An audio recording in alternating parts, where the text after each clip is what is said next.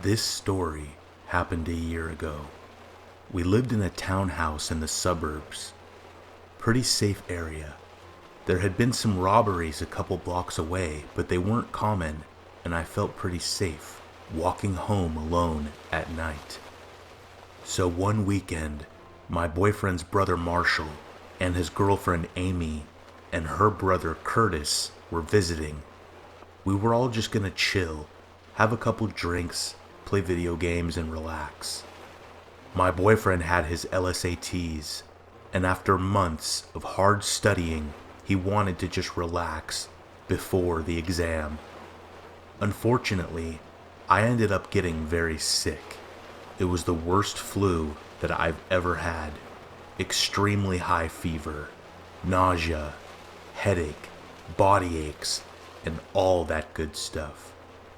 Of course I didn't want to stop my friends from having a good time, so they came over anyways, and I just stayed in my room. They went out to eat before they came over, so I was in bed alone, watching TV. I felt like I was dying. I slept on and off. At about 4 p.m., I heard the door open, and I figured they were back, but when I called out for my boyfriend, no one came. Even if he was there, he probably wouldn't have heard me, but I knew that he would come check on me as soon as he came back.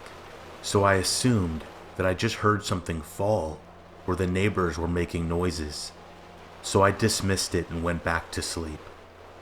I remember I was sleeping on my back, and in a deep sleep, I groggily opened my eyes and thought I saw a figure move across my room. I was so heavily medicated and so sick, I didn't even fully understand what had happened and what that meant. I saw the figure, but it didn't connect in my brain that I may have seen someone. And since it was pretty dark in the room, I think part of me just thought it was the TV. Finally, at around 7 p.m., everyone came back. They were loud. Amy, my boyfriend's brother's girlfriend, was very tipsy, and she's very fun when she's drunk, so there was lots of laughter. My boyfriend came in to check on me, just like I knew he would. He brought me soup. He sat and talked about his day as I ate it. I asked him to look in the basket under the bed to get the new bottle of aspirin. We had a full-sized bed, and I had one small basket under the bed where I kept extra pill bottles, toothbrushes, shaving cream, and stuff like that. I didn't know it right away, but thank God he looked under the bed. He put his head up and handed me the aspirin, but his facial expression had changed, like he lost all the color from his face. I didn't think much of it and said thank you. Come on, I'm gonna take you to the bathroom. He never stutters. I was out of it, but I remember picking up on it. I told him no, I really didn't have to pee, and I didn't feel like getting up. And then he said, "No, let's go. I don't want to have to climb back up the stairs just because you need to pee in 10 minutes. I remember feeling pretty hurt by his words, but I knew that he was right, since I just had soup and a bottle of water. He walked me downstairs, and I couldn't understand why we didn't just go to the bathroom upstairs. I think I was so sick, I just felt too exhausted to question it. He sat me down on the couch. What's going on? He took out his phone, and his hand was shaking. I asked what was wrong, and I will never forget how my heart sunk, and I felt like I couldn't breathe when he whispered, "There was someone under the bed." Amy laughed, so I laughed thinking it was a prank, but it felt serious. My boyfriend's brother suggested we get out of the house, so we did, and as we were leaving, we heard a thud upstairs. We quickly left and drove away and then called the police. The police came and searched the house, but they didn't find anyone. He must have known that we suspected that he was there and then left. My boyfriend couldn't give any description, only that he saw some sneakers, but it was so dark he didn't see a face or anything else. The scariest thing that still leaves me on edge is that the police found a knife under the bed. It was a small steak knife, very dull and rusty. There weren't any killings in the area, so my friends assumed that he just wanted a place to sleep. I'm not really sure how he got into our place, but I have some theories. I'm really proud of how my boyfriend handled everything. He's a calm and collected person, but I always assumed he wouldn't be that way in a crisis. I really hope that this person doesn't come around again.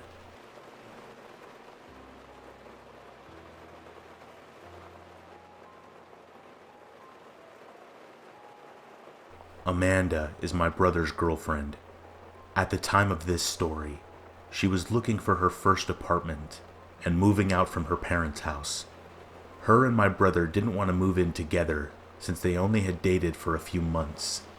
She opted instead to search for a roommate online. Browsing Craigslist, she found an ad titled something like, "Roommate Wanted, Females Only." This sort of thing was common since the area she was looking in was mostly young professionals.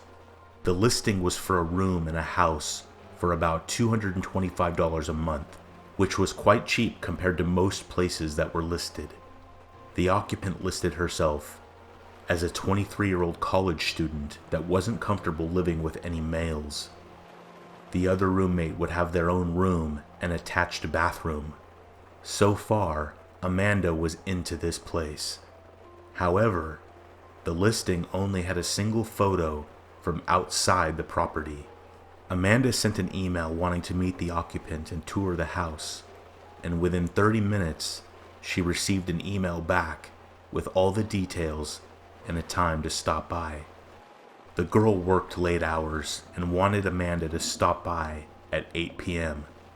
When Amanda arrived, there was a handwritten note on the front door saying, "Door broken, use back door." Walking around the house, it looked nice, but slightly unkempt. Tall grass, weeds, dusty windows, etc. When she knocks on the back door, an older man opened it. At first, Amanda thinks that she has the wrong house, but the man reassures her and says that the occupant was out and he was the landlord, and the occupant asked him to meet Amanda since she was working late. He seemed pleasant and offered to show her around. Alarms start going off, but aren't at red alert yet. First, the guy was clearly in his 40s, unshaven. Only the kitchen light was on. As they walked around the house, Amanda noticed one huge red flag. No furniture. Nothing. The landlord was polite about answering questions, but seemed irritable to keeping the lights on for too long, rushing her around and only letting her look at rooms for a few moments. There was a single room that the landlord wouldn't open, telling her that it was the occupant's room and he didn't want to invade her privacy. As they walked down the hallway into the living room, she noticed the front door had a plank nailed across it. Amanda's creepometer is starting to ding, so she decides to wrap up the walkthrough and leave, but trying to be polite. As she's giving the guy her "thanks for showing me the place" bit, he perks up and states that he forgot to show her the basement. It's recently furnished and would be a great rec room, and that she should take a look down there. At the time, Amanda and the landlord are standing in the small hallway between the front living room and the back kitchen. In this little hallway was the basement door. When he opens the door, it opens outward to create something of a barrier between Amanda and the back door of the house. The basement is pitch black. He smiles, motions down the stairs, and says, "Ladies first." What happens next is nothing more than a stroke of luck. Amanda gets a text just as some random person parks outside in front of the house. thinking on her feet. She pretends it's a phone call and answers the phone. "Hey, are you here?" "Yeah, I'll come out from around the back and let you in." "Oh, it's great. You have to see it." With a motion of confidence, she excuses herself around the landlord and walks out the back door. She says that the guy just looked at her like he was very confused. Once outside, she sprinted to her car and sped like hell out of there. When Amanda got home, she told her mother everything. The cops were called, and they took her statement and went to investigate. The Craigslist post had been removed.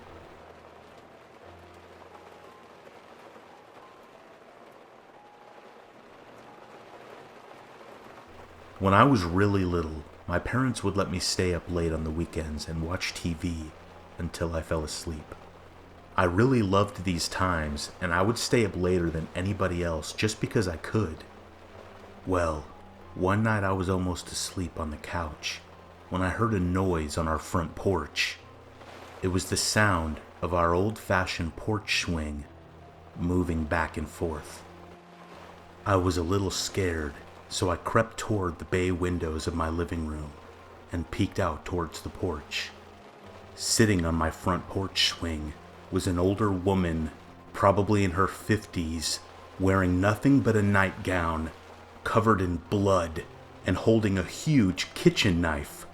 I flipped out immediately and ran screaming into my parents' room, but was too terrified to form words. My parents saw that I was upset, but when I finally was able to tell them what I saw, my dad got really angry and told me that it was just a dream and to go back to bed. I refused and kept crying and screaming until he had had enough and snatched my arm and dragged me towards the front door. To prove that there was nothing there, I kicked and screamed all the way trying to make him stop, but he kept pulling me. Finally, we got to the door. He unlocked it, swung it open, and said, "See, there's nothing To this day, I have never seen the look of fear and shock that was on his face when that woman turned and stared at both of us, and then slowly stood up with the knife. My dad slammed the door shut and got my mom to call the police while we went and got his gun. He went back to the door with a 12 gauge and cracked the door enough to stick the barrel out. He asked her what she was doing, and she said, "Somebody killed my husband, but it wasn't me." My dad told her that the police were coming, and she freaked out, grabbed the knife, and walked away. The police found her 15 minutes later, trying to break into one of our neighbors' houses. I haven't slept in the living room since.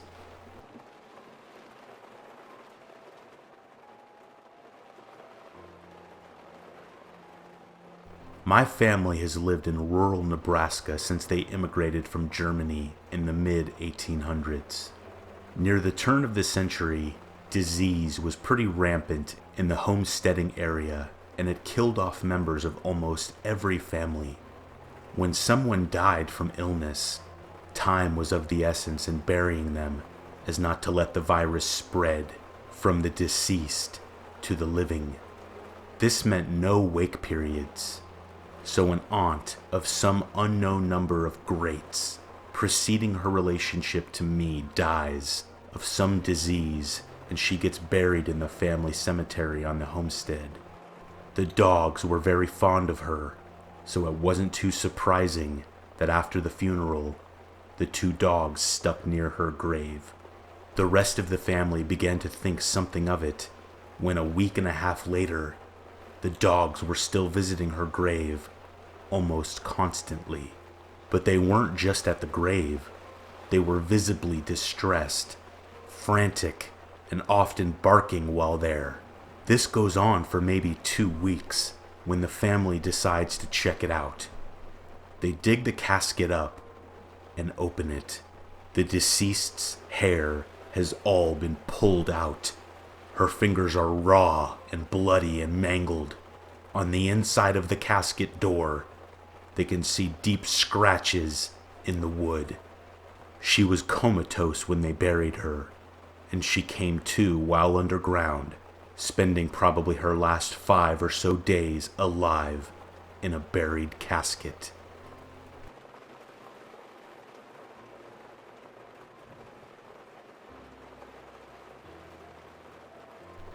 Okay, so this happened to me last summer when I was back at my parents' house during the holidays. It was around 3 a.m. and I was in my room on my computer when I got a call from my sister. Now that was already a little bit weird since my sister's room is just down the hallway from mine, and she could have just come to my room. I went to pick up and the call ended as soon as I reached the phone. I figured that she wanted to speak with me, so I got up and went to her room. As soon as I reached her door, she started screaming that someone was in the room with her, so I busted in, and of course, nobody was there. After she stopped crying, she told me that she woke up and saw a dark shadow right next to her face, and that's when she screamed. So I told her that she called me. She tells me that her phone is not even in her room, and that she was sleeping. Sure enough, her phone is actually downstairs in her purse. The weird part is that I have the log of her call on my phone, but she doesn't. We never managed to make sense of this.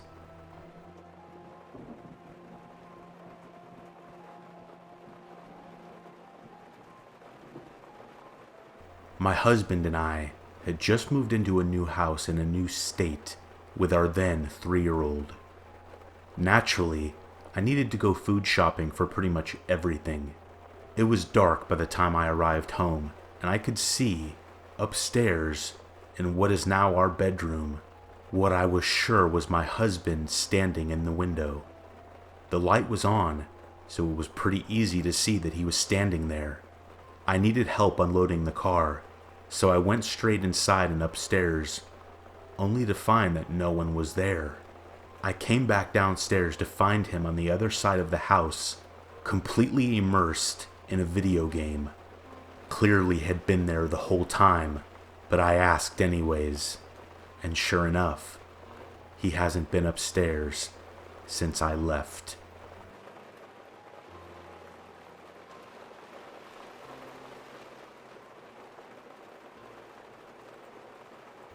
One Christmas, me and my son were at my parents' house celebrating. It was getting late. I told my son, who was about 5 at the time, "Let's get home and get you to bed before Santa goes to our house and has to leave because you're not asleep." We get home, and I'm getting our bags out of the car, and my son says, "Mama, shh, Santa is in our house." My blood froze. Our front curtains were open to show off our tree. So I asked him, "What did you see?" He said, "Santa peeking out the window at us." I took him to my neighbor's house and told them to call the cops if I'm not back in 5 minutes. The doors and windows were all locked, and no sign of anybody in the house.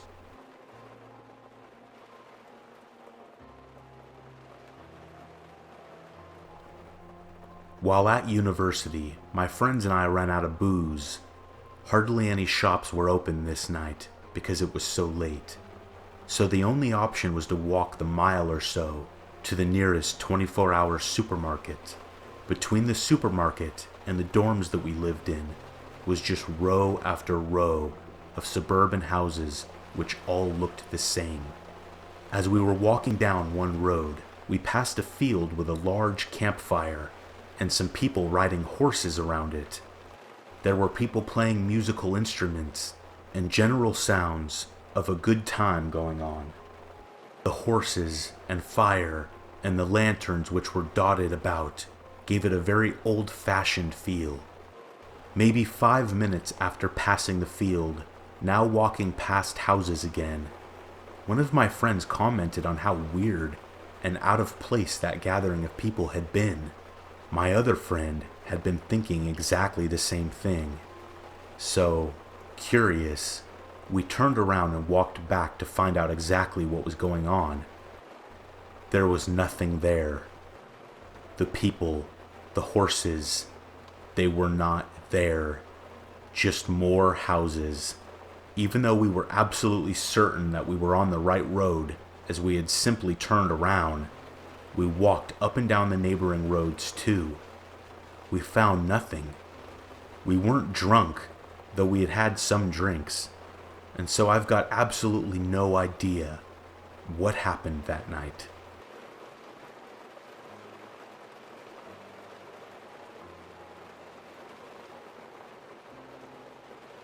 Me and my two buddies were on a night dive, hunting prawns. It was about 1 a.m., and we're a good 100 feet deep in the darkest black you could imagine. We used to do this thing on night dives where we would get in a circle, turn off our lights, and then stir up the water and watch the bioluminescence float around us like floating stars in a black, watery space. It was beautiful. Only this one time, we turn off our lights, stir up the water, and the water glows just enough to reveal a fourth person sitting in our circle. We were at a dive resort, so it wasn't so odd to see another diver. Only it was 1 a.m., and we had seen no one else prepping a dive at the dock. He was also alone, which was odd considering the dangerous conditions of a night dive in those waters. He had no fins or gloves. I don't know how he swam so well without fins, or didn't get hypothermia without boots or gloves. We wore dry suits because it was so cold, but this dude was in a wetsuit with exposed skin. We thought we saw a giant gash in one of his legs, so the three of us all notice him and we're too scared to move.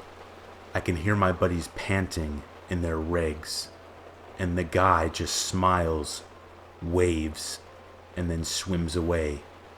Whenever you think you're alone and someone just shows up, like in an alley at night, it's weird.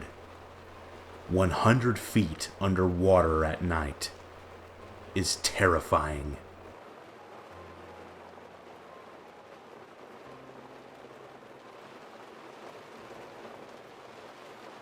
When I was like 13 years old, my mother dragged my younger sister and I on a Disney cruise. I won't lie, at first I was extremely pissed about going, but it actually was cool. Something crazy happened to me while on the trip though. One night my mom and sister were annoying the hell out of me, and I told my mom that I was going to the top deck to just look around. She told me to be careful and to come back in 20 minutes. I told her that I would, and when I got up to the top deck, I walked over to the railing and was looking down at the black ocean that was being cut through by our huge ship. As I was looking down, I saw what looked like a man that appeared to have fallen or something. He went by very fast and disappeared, but I thought I saw his arm come up at one point, and at the time, I even thought I heard him make a noise. I saw his face for a split second and he looked petrified, as I imagine you would be if you fell off of a cruise ship, and I started freaking out. I ran over to a woman and man that were talking and playing cards at a table nearby. They were wearing the ship's employee clothing, and I told them what I just saw. They both took it very seriously, and the man called for help on his radio. I explained to more employees, including the captain, what I saw, and they did an emergency passenger welfare check. My mom got called up to where I was, and a while later, they told me everyone on the ship was accounted for. They pretty much made me swear on my life that I was sure and that I wasn't lying. At the time I told them I was sure, and 11 years later now, I am just as sure I saw a man in that water.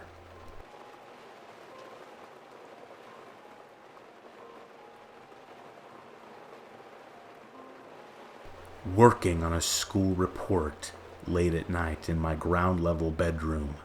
I glance up to look at my reflection in the glass of the window, and then I realize it's not my reflection. Someone else is staring at me through my window, and then they disappear. I shudder. It still gives me chills when I think about it.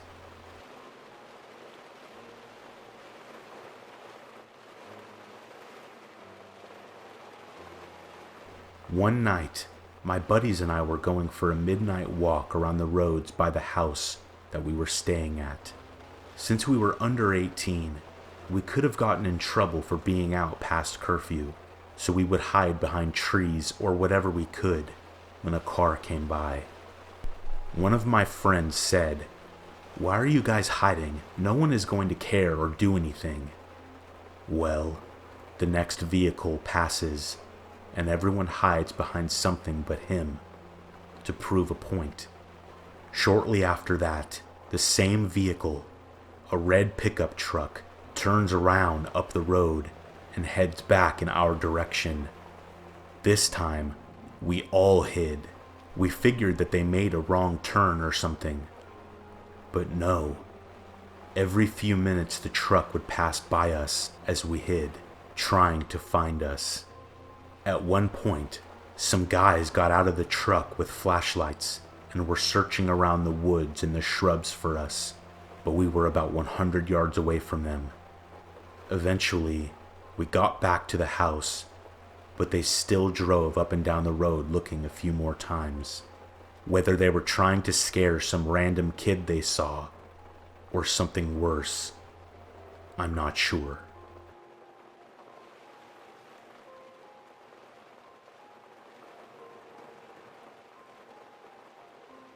One night, I was laying in bed, trying to get my daughter to go to sleep, but she was refusing to. As I was getting more annoyed and tired, I asked, "Why won't you go to sleep?" Her response was, "Because those two people are watching us," and pointed to the corner of the room where it was pitch black. I couldn't see anything. Without making a noise, I removed her from her bed and slowly brought her into my room and locked the door. She never said anything like that again.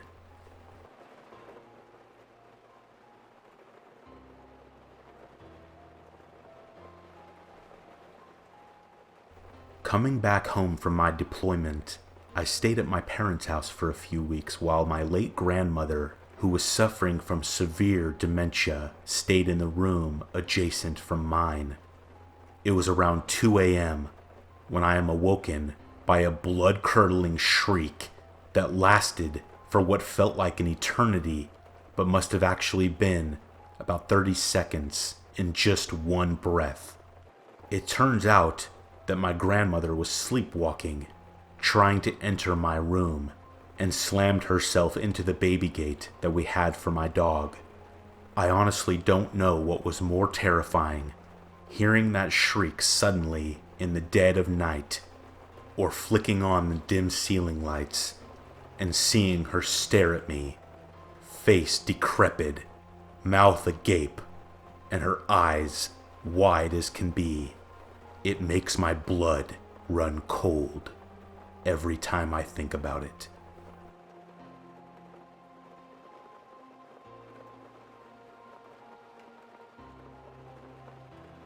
Whenever I remember this, I feel like it's a false memory because it's pretty weird, but this is how I remember it. We were walking through an old church that had taken on a lot of graffiti over the years, just exploring. Most everything had been dated, ranging from many years prior to just a few weeks. While walking through a hallway, someone noticed that the graffiti on the wall was dated for the next day. It freaked us out. In hindsight, someone probably just future dated it, and we coincidentally were there the day before.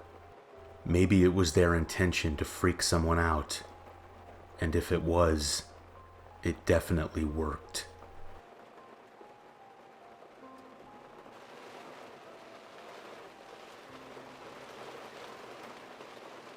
At an abandoned house a few miles away from my home, we found negatives of what seemed to be a woman lying at the base of the stairs in a nightgown.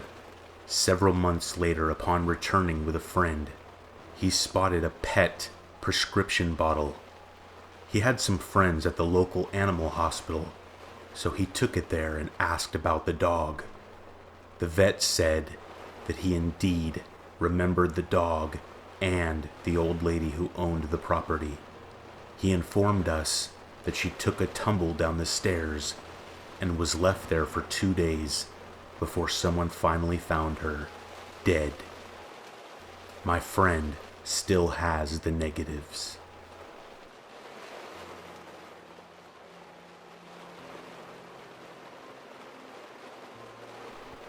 One of my favorite activities is exploring old, abandoned buildings.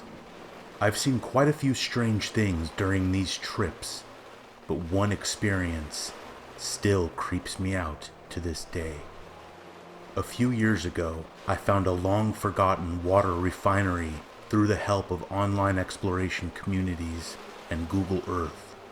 Although it's stupid, I always go to places for the first time alone, partly for the thrill, and partly because if something bad were to happen, I would feel terrible having brought someone else into that situation.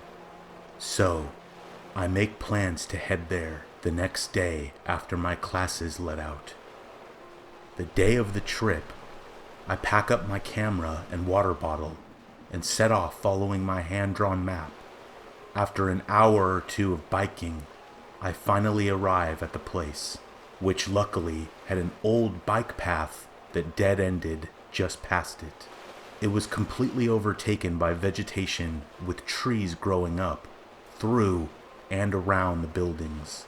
Not to mention that the actual buildings were just disintegrating, with paint peeling off every wall and ceiling.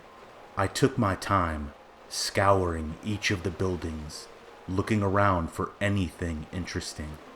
I found hundreds of broken windows, weird broken spheres, and some kind of giant oven. After an hour or two of successful exploring, I decided to head off happy with an SD card full of pictures. Soon after I pulled my bike back out through the hole in the fence that I entered and started biking away, I remembered that there was one last shot I wanted to get. I'm pretty insistent on getting the shots that I want, and I didn't know if I would ever come back.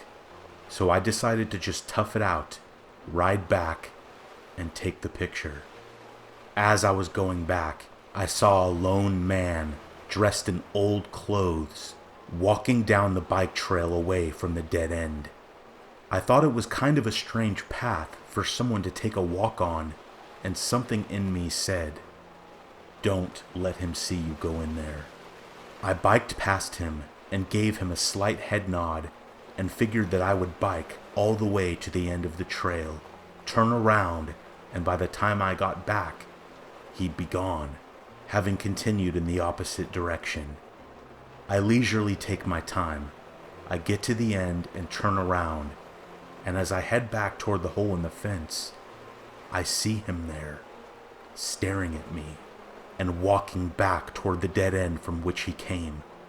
He had a happy look on his face, but it wasn't the kind of happiness that made me feel at ease in any way. The best way that I could describe it is he looked like that he had just been told a very dirty joke and was trying to contain it. I knew I had to do something as I was literally trapped between him and a dead end. I decided to play it cool once more, but be ready to drop everything and run if things got hairy. As I get closer and closer to him, I can see his facial expression clearer, and he is not someone I want to be in the same state with, let alone the same bike path. I'm silently cursing myself for going back for one picture as I slowly get closer. Finally, I'm about 20 feet away from him and he calls out, "I sure would like a ride. It's so hot out. Mind if I jump on?" As soon as I hear this, I realize This is no longer my brain falsely interpreting something as creepy. I pick up speed and rush past him, putting as much space between us as I can. I now look behind me and see that he's once again turning around and following me. At this point, I bolt back to the road. Interestingly, I stop at a nearby gas station on the way home to get a refill on my Gatorade. I see a cop there and told him I just rode down the old bike path by this park. He looked at me, sort of bewildered as to why a person would ride out there, and he told me that he didn't recommend people go there, especially alone.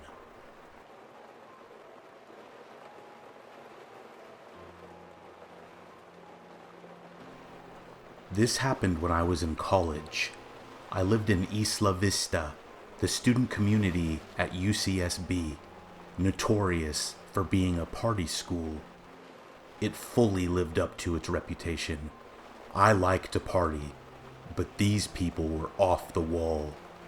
And as such, there were a lot of people who put themselves in dangerous situations, drinking to excess, not being careful, not locking doors, etc. It had a very isolated vibe, and anyone who was hanging around who wasn't college-aged immediately looked out of place and strange. One night, after having a few drinks, I came home to my small house where I lived with two other girls, probably around 2:30 a.m. We were all serious students, and when we partied, it was not your typical UCSB rager, more like a small get-together with friends. We would often have a few people spend the night, sleep on our furniture, or our beds, as the case may be. That night, my roommates had a few people over who I didn't know, and I saw that when I returned home, one of them had opted to sleep on the couch from the shadow that I saw there. I didn't turn on the light because I didn't want to wake them up, but as I was passing the couch to enter my bedroom, I noticed that the figure was lying very stiff. He just had this weird energy to him. He was lying down, but it was like he was putting all of his energy into lying as still and rigid as possible. I paused, and the guy quickly jerked his head to face me, without moving his limbs, so quickly that it startled me. I could see his wide open eyes glinting in the dark. Figuring that I had startled him, or that he was drunk or maybe on some kind of stimulant and was unable to sleep, I just hurried past into my bedroom and locked the door.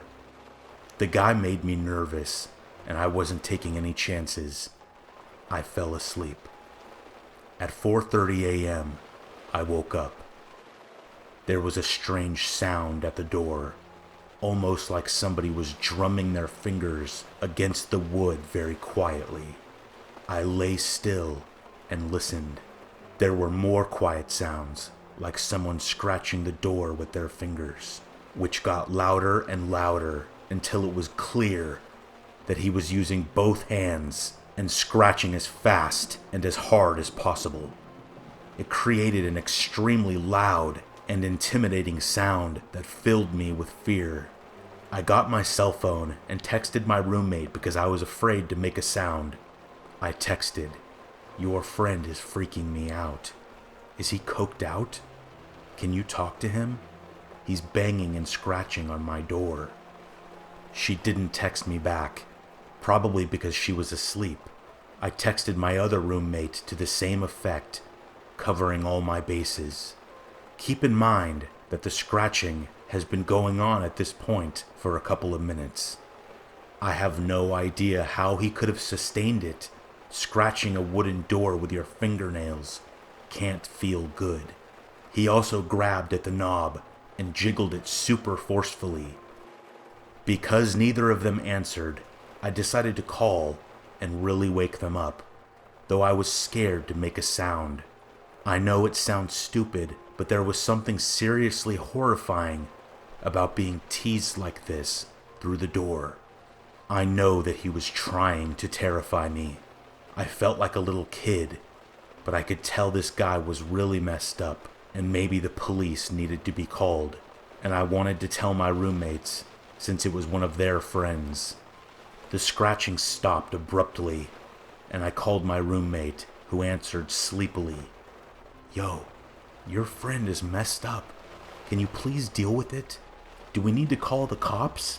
He's seriously scaring me, and he was scratching at my bedroom door." She didn't say anything for several seconds, and when she did speak, her voice had no sleepiness in it at all. "What friend?" she said. "That guy that was sleeping on the couch," I said. She was quiet again. "We didn't have any guys over," she said. "Call the police." My adrenaline surged, and I told her to please lock the bedroom door as quickly as possible. I realized that I hadn't heard scratching in a while, and I had no clue where he had gone. Suddenly, I heard a loud banging in the other end of the house where my roommates shared a bedroom. The bangs were followed by the sound of them screaming in fear. I quickly dialed the police as this maniac proceeded to bang against the locked bedroom door of my two roommates as they screamed. The heaviness of the blows left no doubt that he was trying to break the door down. I told the 911 operator the situation, and she dispatched 2 squad cars. The police in Isla Vista are generally used to peeling drunks off the sidewalk and breaking up brawling frat bros. This was really serious and strange, and I think the dispatcher got the sense from my tone how terrified I was, and she stayed on the phone with me the whole time. At one point, the banging stopped and everything was quiet for a while. I talked with the dispatcher and suddenly looked down to see that the guy had slipped his fingers under my door and was just kind of wiggling them around, making this weird, growling sound. I screamed and backed away, which is my biggest regret about this situation, since when I look back on it, it would have been really nice to just stomp the shit out of those fingers. When the cops rolled up, I heard running and the sound of our sliding glass door opening and closing. And then he was gone. The cops never caught him. He had broken in through our side door by jimmying the lock somehow. My door was covered in what turned out to be huge gashes that he had made using a pair of scissors, which he discarded on the ground before he left. What terrifies me most about this was that I walked right past him. I looked him right in the face. I realize now that he was not trying to sleep or on drugs, but was lying so stiff like that because he was hiding. He probably heard me open the door and freaked out because he hadn't realized there was another girl living there, and tried to blend into the couch in the darkness.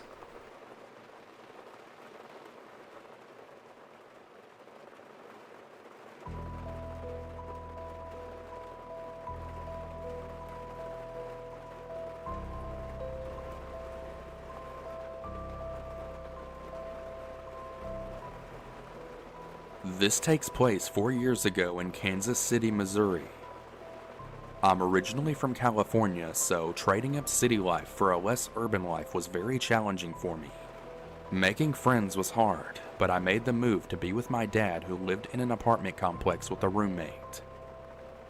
My dad was a trucker, so he was gone for weeks at a time while I was left alone to work and come home to a foreign place that I was slowly becoming accustomed to. My roommate was gone most of the time because he had a girlfriend and he would leave his dog with me, so I never really felt truly alone.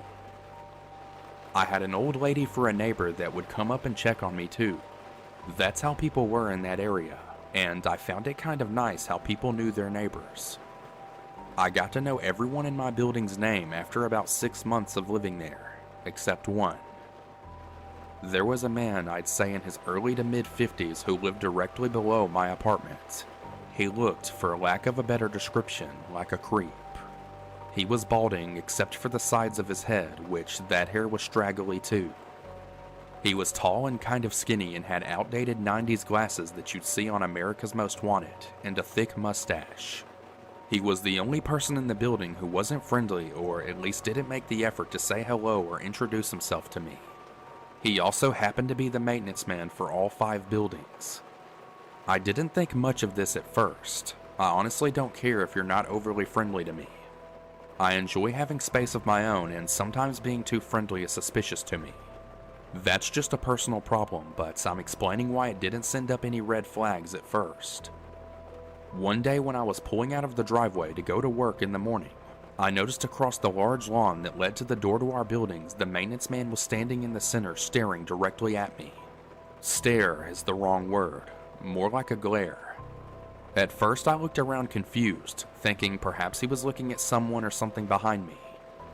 I was the only one there. Although a bit creeped out, I shrugged it off and continued with my day, forgetting all about it. The next day I was over at my neighbor Claire's apartment, and she happened to bring up a maintenance issue she had, but mentioned she would never ask the maintenance man for anything, and neither should I. I tried to ask her more about what she meant by that, but she ended up being very broad and said something along the lines of, "He's just a known creep around here, and it'd be best to stay away."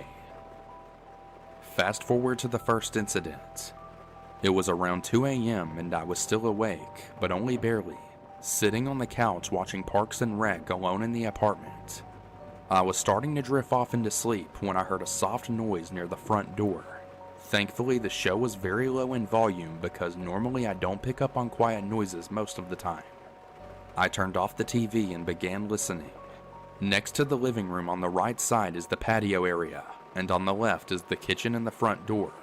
The light from the moon and outside lamps were flooding through the patio glass door, so I could see the doorknob to the front door moving. Not just moving, but someone using a key. In an instant, the door flung open and I was on my feet, with nowhere to hide at that point. I stood my ground and saw the silhouette step into the kitchen. That's when I saw it was the maintenance man. My stomach dropped and he stopped dead in his tracks when he spotted me, looking as if it was unexpected to find me awake. I noticed he had a large coat on even though it wasn't winter or even cold that particular night. I noticed that only because the jacket looked bulky, as if he were carrying things in it that I couldn't see. "What are you doing?" was all that I managed to squeak out. I was shaking, my knees feeling like they were going to give out. For reference, I was a 22-year-old woman standing a whopping 5'4" with no way to defend myself at all from where I was standing. He looked shocked, which made me feel like I had gained a little power from the situation. He retorted confusedly and angrily with, "Your toilet is making a loud noise that I could hear from my bedroom." I was angry and terrified and only reacted with more anger when I saw him scrambling for excuses. "So you just let yourself into my apartment at 2 in the morning? I'm reporting this to management first thing in the morning." He stepped closer to me then. I backed up a few steps but still stood my ground, quickly turning on the light closest to me so he could see my fury. "The toilet is rumbling. I need to check it now." Now I was trembling so hard I could barely stand. I had adrenaline, anger, and fear all coursing heavily through my body. "Get out!" He started to take the liberty to look around the kitchen where he was standing. My head immediately thought, "Shit, what if he goes for a knife?" And that's when he said it. "I can come in whenever I want." That sentence makes me shiver to this day. I didn't know what to do and felt the power over the situation quickly dwindling down to a bad feeling that something bad was going to happen. "If you don't get the hell out of my apartment right now, I'm going to start screaming as loud as I can." My voice was cracky and shaky, which made my heart drop into my stomach. I immediately felt like I was going to be sick when he took yet another step forward towards me. "Check the lease. I can come in whenever I want. I'll see you later." He winked at me, creating a wave of nausea, and I felt faint. He slowly turned around and walked out, closing the door behind him and even going far enough as to lock it from the outside with his extra key. The next day I contacted management as soon as their office opened. I could tell the conversation wasn't going anywhere when the manager sounded irritated right off the bat. When I told her that the guy entered my apartment illegally, she cut me off and told me that they do not allow any illegal activity, and take what I was saying very seriously. I thought, yes, I've got it, until the manager said, You can't just throw around accusations without any proof. This man has dedicated over 20 years to working for this company, and we don't plan on getting rid of him anytime soon. Perhaps if you had read over your lease like you should have, you would have seen the clause that states that a maintenance worker has keys to the entire property, and if there is a maintenance issue, they are permitted to access the property at any time of day. This floored me. It couldn't possibly be legal. Of course, I'm from California, and of course I didn't read the lease carefully. When I moved there, my dad was already living in the apartment, and I literally had nowhere else to go.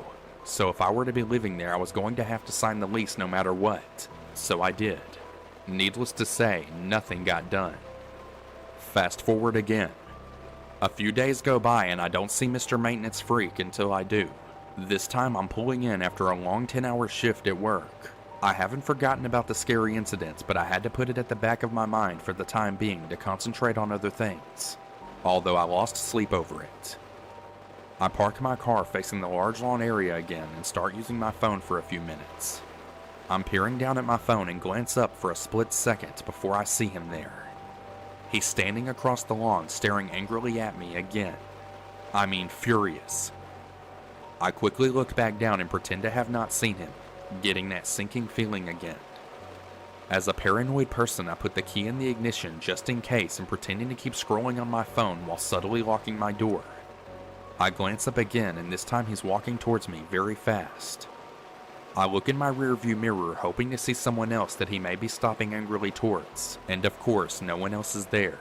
It's nearly dark now, but when he gets about 10 to 15 feet away from the front of my car, I can hear him shouting something, but I can't make out what he's saying. Now I put my phone down and I'm watching him come right at me until he reaches my window and starts banging on it with all his might and slams his body into the door. He's also fidgeting angrily with the handle even though the doors are locked. My car doesn't have automatic locks, so I'm praying to God that all my doors are locked at this point. My hands are shaking so bad that I'm having trouble starting the car. When I finally do, I realize what he's saying, which was a repeated cycle of the following phrases. "I'm going to get you.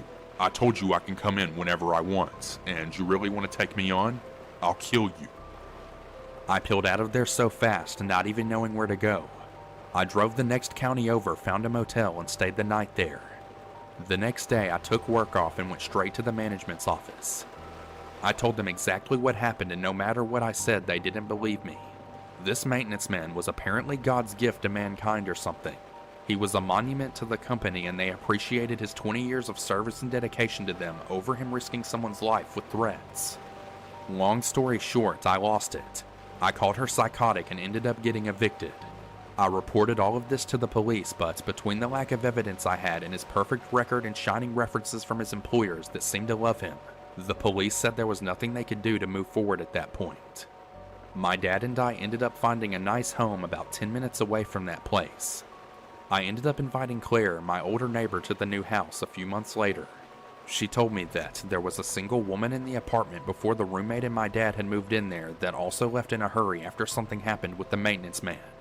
He was taking photos of her walking to and from her apartment to her car. When she confronted him about it, he told her, "I can do whatever I want." I guess in Kansas City, maintenance workers are like God. They get away with whatever they want and have shining reputations. Needless to say, it's been 4 years and I'm back in California.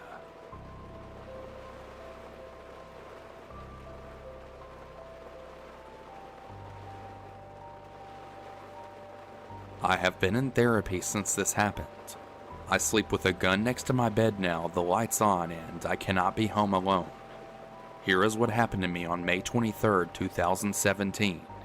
In my neighborhood, we had a few burglaries. I work from home and am usually home alone with my son. We live near a busy mall, and our neighborhood, even though in a pretty good area, is close to highways and has 3 ungated entrances. So it makes it easy for people to break in, steal, and get out before police come. I scare pretty easily, so hearing an alarm going off nearby, seeing the police helicopter circle above, and having the neighborhood swarming with cop cars always freaks me out. We had a spree of guys going into unlocked cars and stealing stuff. I mention this because there were 25 cars they were able to get into. Our area is the kind where you can leave your door opened and usually nothing happens. At this point, it has been petty theft.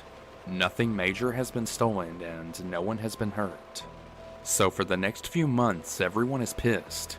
We all feel really violated by what has been happening. Homeowners meetings are packed and everyone wants to put a stop to crime going on in our neighborhood. It is soon revealed a rental property in the hood was the home to a drug dealer who was dealing more than just weed. He was selling hardcore stuff, and it was thought that a lot of the crime stemmed from that house. They had undercover cops throughout the neighborhood waiting to make a bust. Up until this point, it was pretty scary from a faraway viewpoint. Also, at this point, no one was getting hurt, at least not physically. Since I work from home, my car is always in the driveway. One afternoon in April, my son and I were on a walk. It was a nice day, and about 2 blocks from our house, the cop cars came rushing in. I was told to get back to my house as soon as possible. An officer actually escorts us to our door and lets me know to lock all my doors. There are 3 armed assailants on the run between my street and the next. They broke into 2 houses. In one, a woman was home alone, and the 3 men raped her, tied her up, and left her. They broke into a second home and they pistol whipped a man that was home.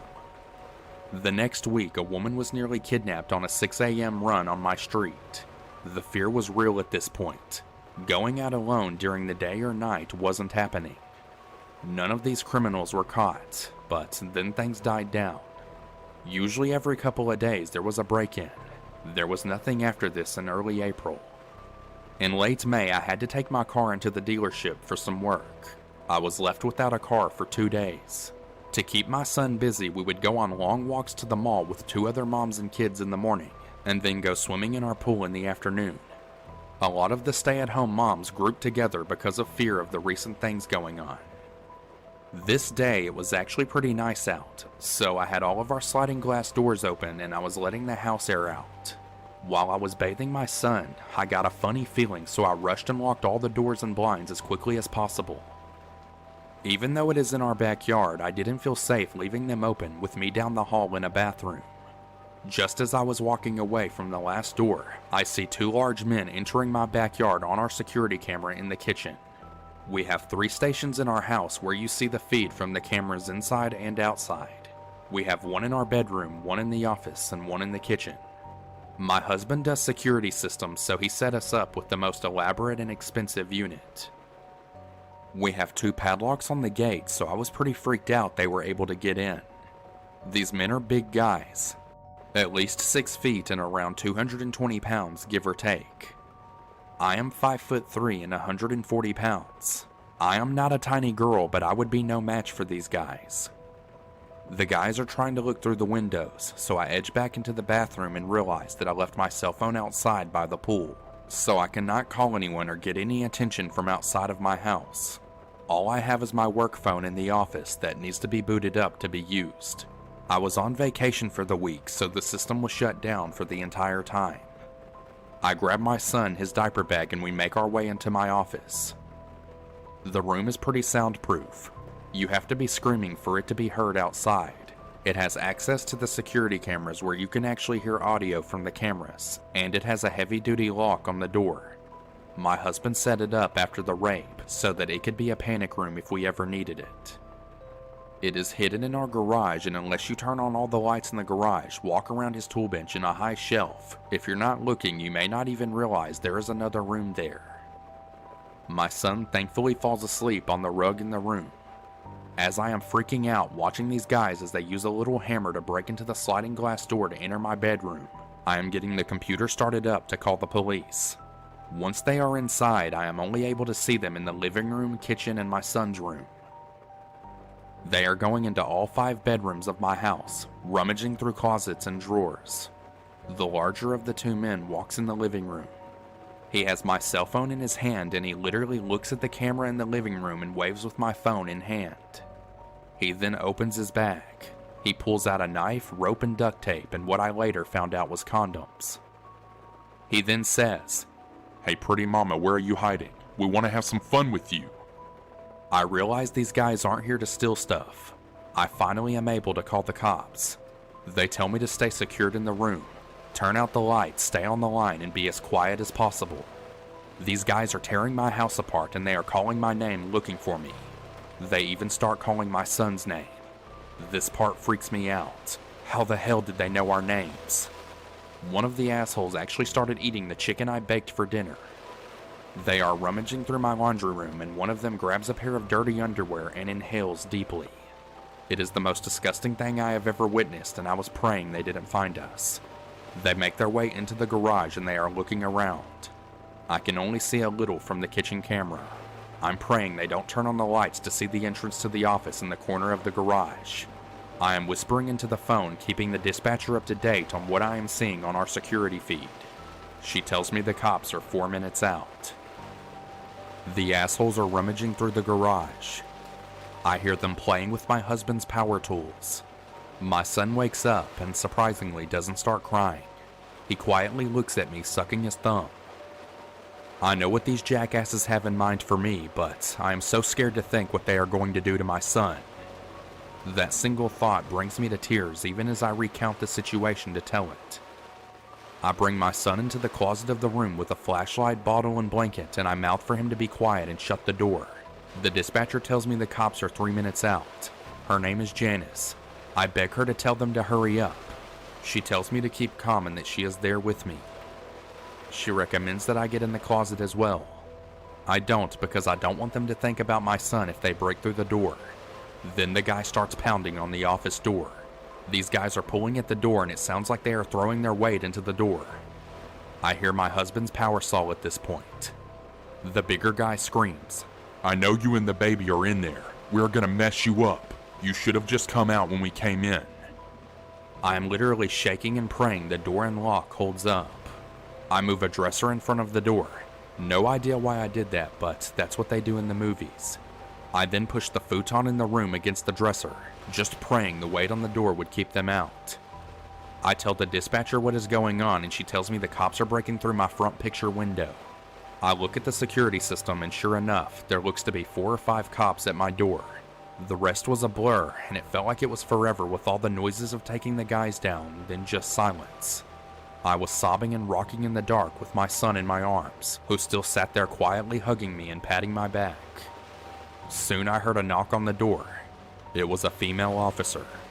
It took me a moment to open the door and I didn't even realize I still had Janice on the phone. The guys were arrested. They were caught with a large amount of cocaine, meth, and roofies on them. They had broken into the drug dealer's house before they broke into my house. The cops later disclosed that they had been stalking and watching me for a few weeks. They knew I was home all along, and I was the next victim on their list. I thank God they didn't get to me because I have no idea if I would still be here to tell this story. We actually were able to sell our house 2 months ago, and we are moved out of state.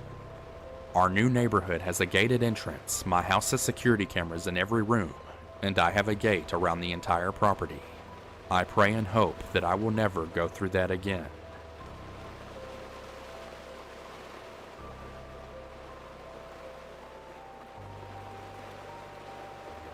This happened about 10 years ago when I was 17.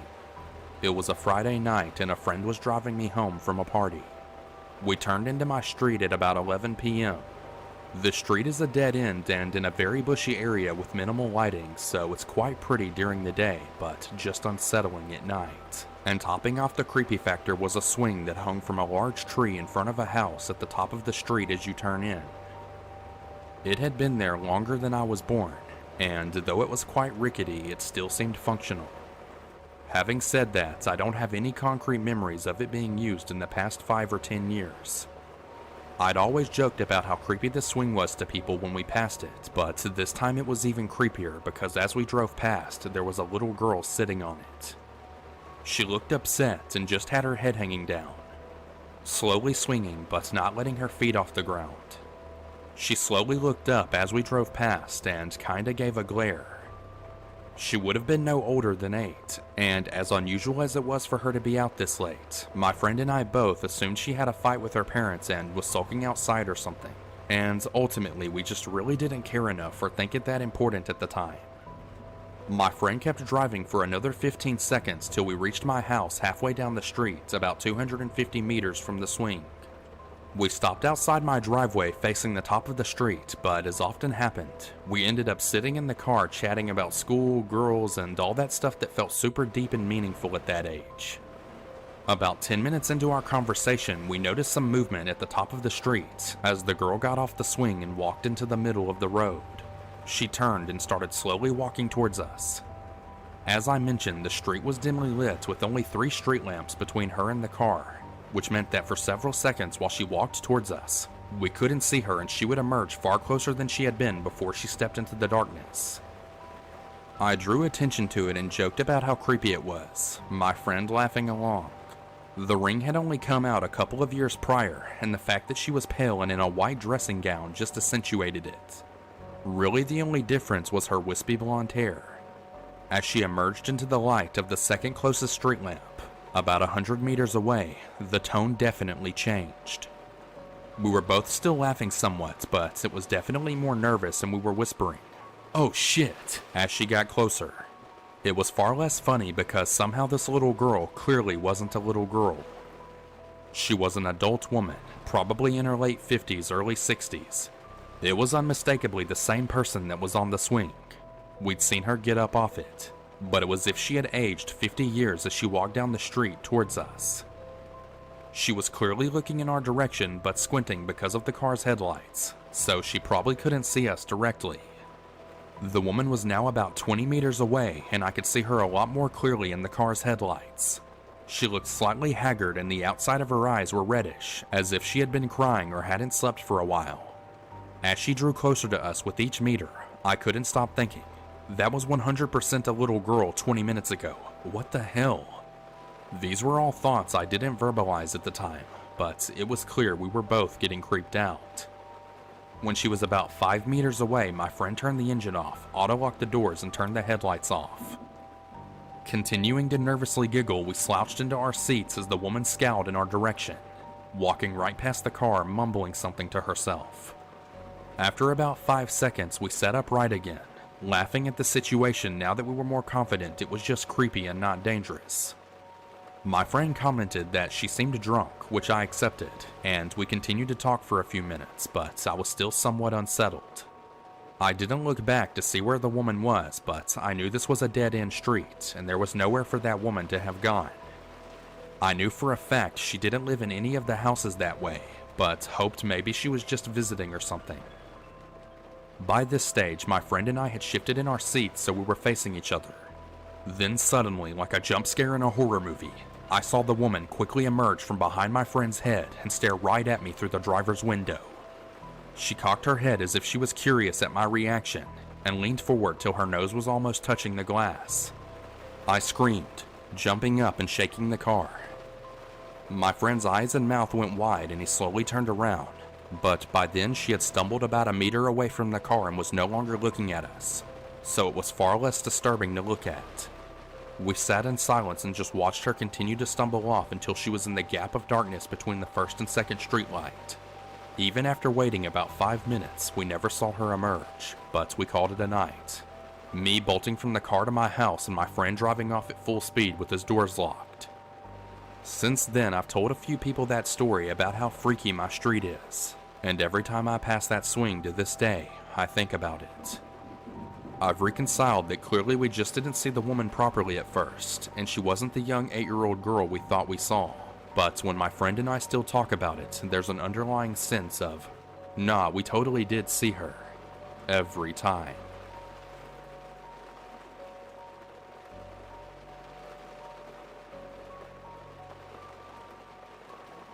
So this happened recently and it still freaks me out when I think about it. Let me start out by saying I live in a nice neighborhood in a nice small town where there are almost no reports of crimes.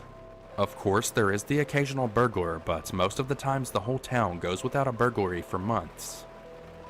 It has 2 middle schools, 1 public and 1 Christian with no high school, so it's safe to say that almost every resident knows each other. Next to a few low-schooled Central European immigrants that work here for 5 days a week and go back home on the weekends. I haven't always lived here and actually moved here when I was 12, so my parents are from one of the major cities in the Netherlands. Because of this, my parents always lock the doors, and even take it a step further when everyone is accounted for in the night. They lock a hook-shaped lock on the bottom and top of the door, which one can only be opened with your hands from the inside. I am 20 years old and have to take care of my mother, who just had a heavy operation removing a lot of tumors, so she is bedridden. I don't mind doing it, even though I can't always go to classes in uni because of it. Neither can I be gone for a long time. And being pinned up in a house with a cranky mother, even though I love her, I can't always handle her obnoxious way of pissing me off. So I went back to playing Pokemon Go to have a reason to go out of the house for a half an hour at a time. In our neighborhood, we have 3 playgrounds, one of which is right behind my backyard. Because my street is a circle, there is a space between all of the backyards, which is a field of 150 meters. But because it's in the back of all the houses, the streetlights only shimmer through the 3 openings.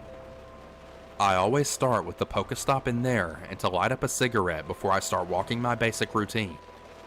So about a week or 2 ago, I walked in there watching my phone for Pokemon.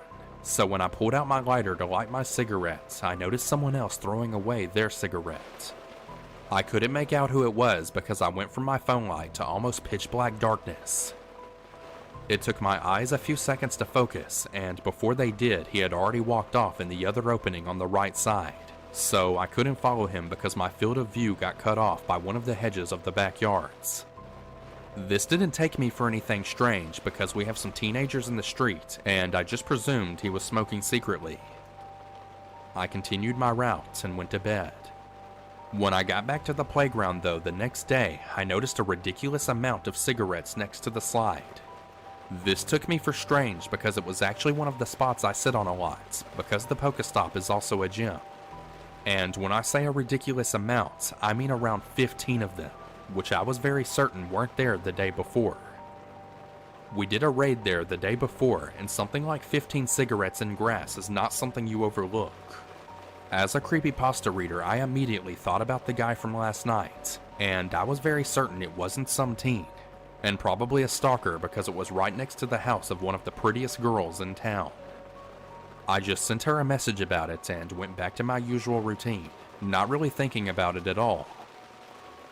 That night, around 11 p.m., I walked back into the field, but before I know I would be visible, I locked my phone and peeked around the corner. I was not surprised to actually see him creeping there, but even if you expect something like this, it still makes your heart race. I stood back to think a bit for a few seconds, and after a few seconds I decided to just walk up there with my phone's flashlight, and just act like your friendly neighbor guy. Even though I decided this, I did take my keys in one hand and use them in a knuckle brass way, just in case he was a creeper.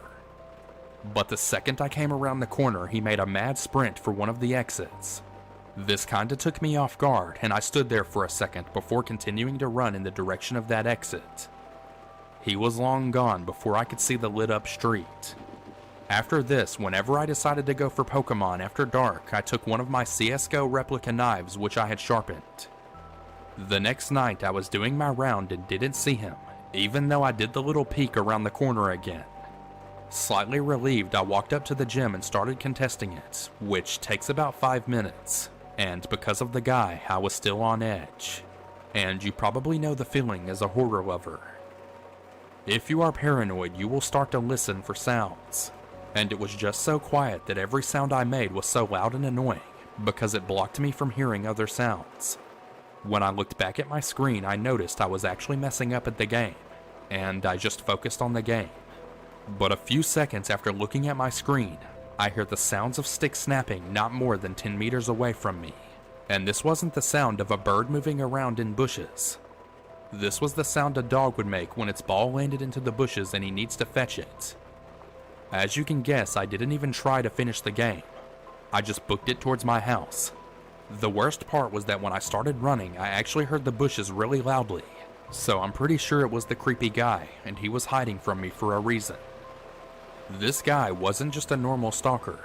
Even though I had the knife on me, my fight-or-flight instincts kicked in before I even thought about that. I wasn't planning on going back into the playground anymore at night, and just visited the Pokestops in the street that were in the streetlights. I didn't see the guy again, but I'm pretty sure he did see me. Every time I went during the night, I had this feeling someone was watching me. Even though there were enough reasons for me to be suspicious, I disregarded this as paranoia, but the paranoia got to me though. I stopped and started looking back at a spot where I knew if I was being followed, he would need to hurry not to lose me after losing sight for 20 meters. And if I peeked back, he had no way of getting cover quick enough. I looked through the bushes instead of peeking around them after noticing the bushes weren't that thick, and I saw him. My first instinct was to drop myself in the bushes and stay still. So I grabbed my knife and waited in the bushes under full cover. My heart started racing, thinking about if I needed to attack him. Wait for him to pass me or I was cut because he came into my field of view. I held my breath and didn't move. When he came around the corner, I saw him look around because there are 2 ways to go. And what really freaked me out was him actually mouthing some words before doing a jog to the path I always walk with my route. I was really freaked out because of this. For me, it solidified that I was not being paranoid, and this guy was actually following me. I ran back to my house, unlocked the door, got in, and locked the extra locks. I stopped playing Pokemon Go at night fully now, and told my friends that they shouldn't either in my street at night. Of course I explained it, but they kinda disregarded it as paranoia. They knew I was a horror fan and it was getting close to Halloween, so they took it as me spooking them. After 3 days of me staying at home in the nights, I was talking with my neighbor friend in front of our doors with a cigarette, and I noticed there were different cigarettes on the sidewalk. This really freaked me out, and I told him about the guy again. Now he was more interested because he saw I wasn't messing around. We quickly finished our smokes and went back in our respective houses. Late that night at about 2:15 a.m., I got a text from my brother saying, "Are you home?" I messaged him back, "Yes, why?" He answered, "I thought I heard the door, like someone couldn't get in." For my brother, it's logical to text because when going out in the weekend, we sometimes lock the door with the extra lock before we are both home, because we are drunk and forget to check if we're the last one home. What freaked me out about him texting this is that you can't try to open the door with an actual key. The extra lock can only be opened from the inside, but the other one you need a key because there is no actual doorknob. So someone had a key and was trying to get in, but couldn't. I went downstairs with my sword I bought at Comic-Con. I went to the front door and slid the curtain aside, and the guy was right there and was looking back at me. Because of him wearing a hoodie, I couldn't see his face as he was with his back to the streetlights. I could only see his silhouette. He proceeded to slowly turn around and walk away. I figured he did it using a lockpick and didn't really know what to do. I did not sleep at all until I knew my brother was awake in the morning. The next day, my mom needed to go back to the hospital because her stitches got messed up when trying to push the couch in a different position. She is a really stubborn lady. She actually got mad at me before I left about me getting in late the night before. Of course I denied it, but she said she heard me trying to open the door in the night, hearing my brother come down to open it and go back up. I knew she misheard, of course, but she did hear me last night. When I was going back home from the hospital alone, I was still thinking about this. I got inside and noticed the door to the living room was open. But we just got a new dog who loves going upstairs, and we all learned to close the door so he wouldn't be in our rooms. The first thing I noticed was that the dog was upstairs looking down at me. But that moment I already knew what had happened. I ran into the garage and picked up my sword and went to check all the rooms, screaming, "I know you're in here! I will freaking kill you!" The second I got into my brother's room on the other side of the upstairs hallway from the stairs, I heard him sprinting downstairs. I ran after him, my sword drawn, but he got out of the house before I could get close enough to him. I called the cops, and the same day we had the locks changed. He didn't steal anything, but when looking at my closet for stolen stuff, I noticed my clothes got pushed back to make space. There was no sign of forced entry, and the only reason he probably got in was because of our spare key, and because nobody was home, so the extra lock wasn't on the door. I don't know what would have happened if I wasn't so paranoid, but it's safe to say I'm happy I am.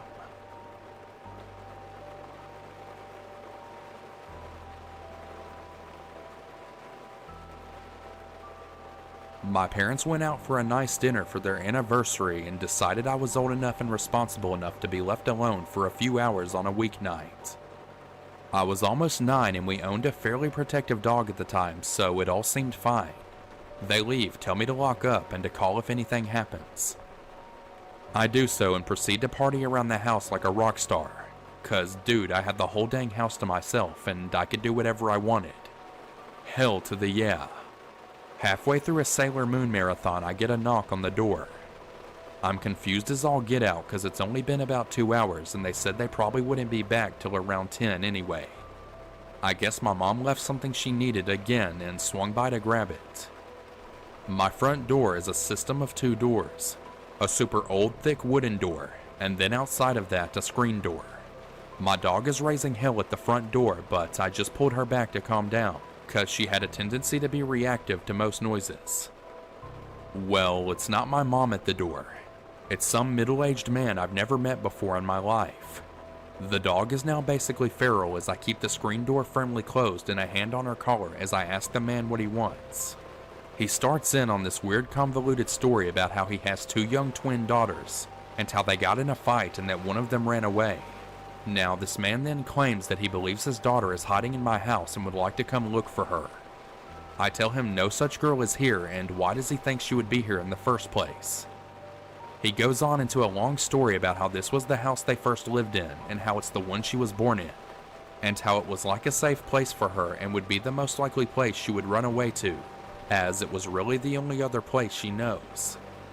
So I felt kinda weird since I opened the door, and this dude's story hasn't been helping his cause, but now I know something is going down.